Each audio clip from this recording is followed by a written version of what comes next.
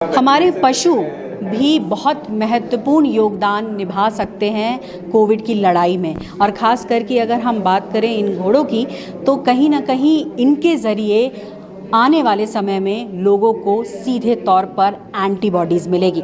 इस वक्त मैं CRI में हूँ और मेरे साथ डॉक्टर सुनील हैं और हम ये जानने आए हैं कि ये जो घोड़े हैं यहाँ पर हम देख रहे हैं बहुत सारे हैं, इनका क्या योगदान है वैक्सीन को लेकर के, और खास करके एंटी-सेरा हम जो बात करते हैं। नमस्कार मैम। अभी जो हमारे पास हॉर्सेस हैं, मेनली हम इनमें एंटी-सीरा प्रोडक्ट बनाते हैं।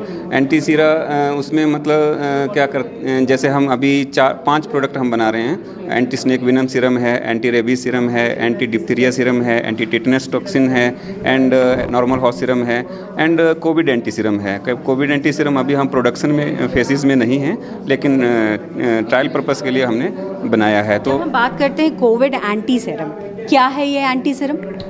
एंटी सीरम मीन्स आपने सुना होगा प्लाज्मा डोनेशन, सेम है।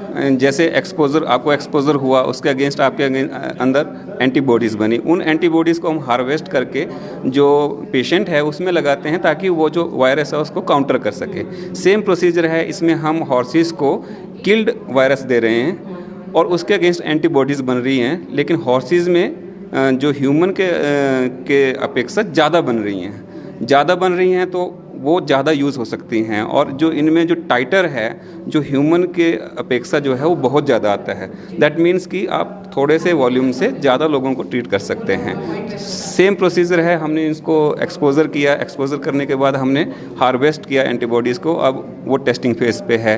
ह्यूमन्स पे कितना कारगर होता है ये अभी वक्त बताएगा। जैसे आपने कहा कि सर इसको हार्वेस्ट किया, पहले इनको एक्सपोजर दिया, कैसे क्या प्रक्रिया होती है? जैसे आपने कहा कि ब्लड लिया जाता है, फिर उसमें से प्लाज्मा निकाला जाता है। पहले तो हमारे पास फुल सेफ्टी मेजर्स लेकर हम वायरस, जो किल्ड वायरस है, उसको हम इंट्रामस्कुलर इनमें इंजेक्ट करते हैं।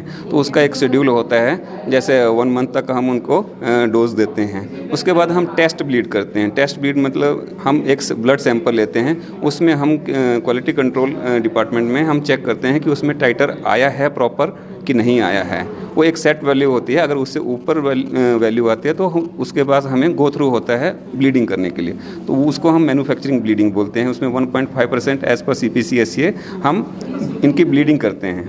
ब्लीडिंग में क्या होता है, ब्लड लेते हैं जो इनसे हम प्रॉपर कि नहीं आया है, वो एक सेट वैल्यू होती है, अगर उससे ऊपर वैल्यू आती है तो उसके बाद हमें गो थ्रू होता है ब्लीडिंग करने के लिए, तो उसको हम मैन्युफैक्चरिंग ब्लीडिंग बोलते हैं। उसमें 1.5% एज पर CPC-SCA हम इनकी ब्लीडिंग करते हैं।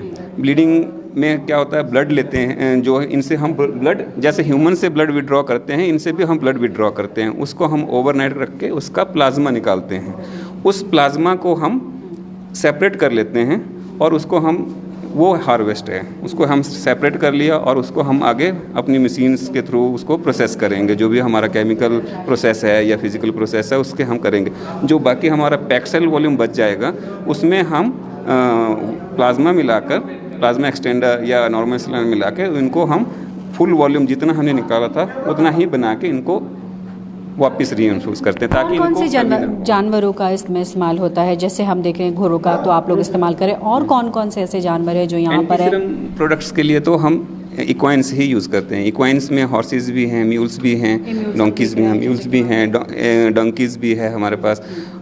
मेनली तो इक्वाइंस को ही यूज़ किया जाता है, बिकॉज जो हार्वेस्ट है, जो एंटीबॉडीज़ का जो वॉल्यूम है वो ज़्यादा होता है हॉर्सेस में, इसीलिए हॉर्सेस को यूज़ किया जाता है। और कौन कौन सी वैक्सीन पर काम होता है सर?